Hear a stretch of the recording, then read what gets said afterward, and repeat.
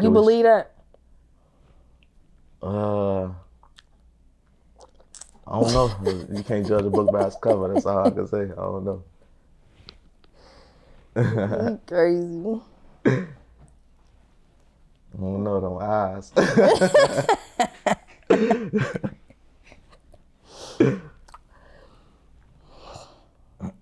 So do you feel like when people be talking like that, shit like that, it make people like fuck with your music more? I feel like, especially people that come from the same place that I come from, growing up in a struggle, it make. What's that word, man? It's your boy 16 Shot. If y'all tired of waiting for part 1, part 2, part 3, waiting a week, 2 weeks for the full interview to drop, become a platinum member. You can get full access to the full interviews immediately. So when part 1 drop, you will have a full interview. You can get ahead of the crowd, man. Growing up in a struggle, it make people have a different respect for you, especially when you stand on shit. So yeah, I definitely feel like it make people fuck with your music more, because you got people that's not rapping about their life, and then you got people it's like, nah, this is their life for real. I don't let people write for me like everything I be talking about be my real life. So you gonna have a different respect for somebody's music when you know it's coming from an authentic place. Yeah. I noticed that like it could even be like people who not the best rappers. It's like when you can relate to it, or you feel like they telling the truth, it's like you fuck with them more than some people that be better than them sometimes. Cause like, I don't know, it's sometimes like when certain people rap, it be like everybody might talk about like switches and shit like that, right? But sometimes it be like the details that'll let you know like, oh, they didn't play with switches for real. Like somebody might just say, oh yeah, I got a switch, but then somebody might really talk about like shaving the back down and putting it on. It's like a lot of people don't know that unless they really, so. It's the backstory that sells. Yeah. So you don't gotta be the best artist. People fuck with you because you who you are. So I definitely agree. So what you saying, like Indiana really don't got like those type of platforms and shit like that. I feel like y'all could. People just gotta start it. Cause like if it's people, like you never been charged or none of this shit, right? No. So it's people like you where like it's a lot of rumors and shit where it's like people want to know what happened and this and that. So it's like it's definitely a lane there where if people started out there doing that shit and interviewing people like you and other people who got shit to talk about or can't talk about shit, and any city could do it. It's just we don't know about this shit, like we wouldn't know this shit unless. But it's like a blessing and a curse because it brings a lot of energy and attention, but it be good attention, bad attention. So it's like you just gotta know how to maneuver through it, because a lot of people look at it and it's entertainment for them, but then you got people like me where that's something that you really went through or that you go through on a daily basis. So of course I'm gonna protect myself at all times. In the interview, they be asking crazy stuff. What's the craziest thing you've been asking in an interview? Did you do it? Do you know what happened? That's crazy to ask somebody that. How you respond? It's different if you take somebody and then this is the case that they done had the opportunity to take to trial and beat, but then it's a whole nother thing when anything that you say could be used against you. So I'm not clearing up nothing. So have you ever got arrested for like anything? Like as far as like not related to all the crazy? I can't even say I've been arrested. I done been picked up. I done got picked up by the marshals at the airport. Doors done got kicked in. Picked up at my job. Yeah, I done got picked up, but it's just one of them things where you don't have anything. So if I don't want to talk to you, you have to let me go.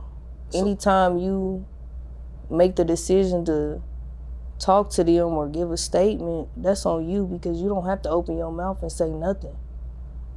And that's the route that I chose to take. I don't have anything to say. So if I'm not under arrest, am I free to go? So you don't got like no felonies, nothing like that, right? No. Oh, that's decent. So you can move around. You want to move around. Yeah. And then Arizona, that's like a gun state too, right? Yeah, it's like an open carry. Oh yeah. How is that like when you in a community when it's open carry? Does it feel safer or does it like how does that feel? Because I know like in Chicago, you used to like you walk past people that know they got a gun, you just ain't gonna see it. But like, how is it when you know just see people walking around with their shit? I can't say it make you feel safer, but it's like even in that, whether we got laws that make it legal or not, everybody still got their pipe, so it don't matter. Now it's just like we in a state where you think you hard because you walking around showing your gun, and then me, I don't want nobody to know I'm strapped. I want you to think you're sweet. But you got a lot of people out there, it's just like they walking around letting it be known that they got it on them. So I ain't gonna say that it make you feel any more safe. It's just like, it's every day because we was doing that back home too. So, you know, was there anybody that you looked up to coming up? As far as what, music? Yeah, or even role models, life, anything? I would say, as far as in the music industry, it was a lot of rappers that I listened to, that I still want to work with to this day. Like, I grew up listening to Gotti. My dad used to have me listening to Devin the Dude. Who's somebody else? Like that old Plies, I used to fuck with that old Plies. Role model wise, somebody, I would say somebody that I looked up to that actually made an impression on my life was one of my teachers named Miss Keys. She actually helped me graduate from high school. And that was something that I wanted to kind of accomplish just because I was that kid that everybody always thought was gonna fail because I had a hard upbringing. And then I can't say that I was just bad. It was a lot of stuff that I went through where I was like, fuck it, I'm gonna just do my own thing. So then it looked like to everybody else I'm just this bad teenager. So it was my teacher, Effie Keys. She ended up helping me do everything that I needed to do to graduate on time. And I was pregnant my senior year. Like, she used to feed me, make sure I got home, doctor appointments, all of that. So people like her that I ain't never gonna forget. It's crazy. I got somebody like that too. It's the librarian though. Her name is Hope. She basically did the same thing for me. Made sure I graduated on time because I was good at everything but math because I ain't pay attention to that shit. And as we advancing and shit, I'm not realizing this shit changing.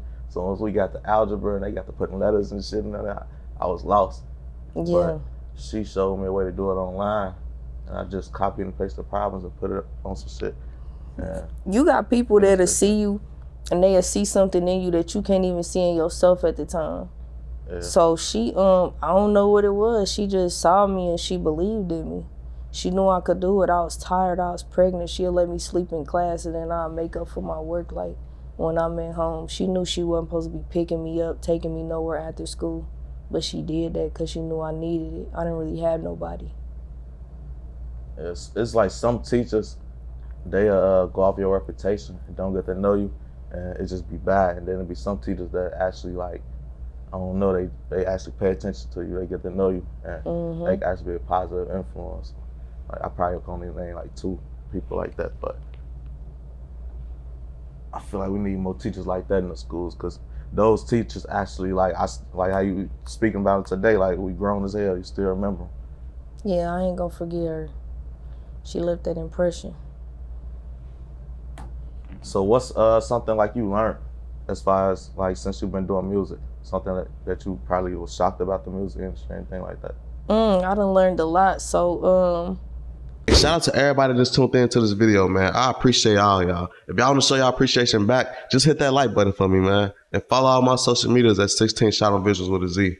Last but not least, though, check out my merch, man. Check out the merch below in the merch shelf. If y'all see something y'all like, man, y'all want to support, cop a little something, gang.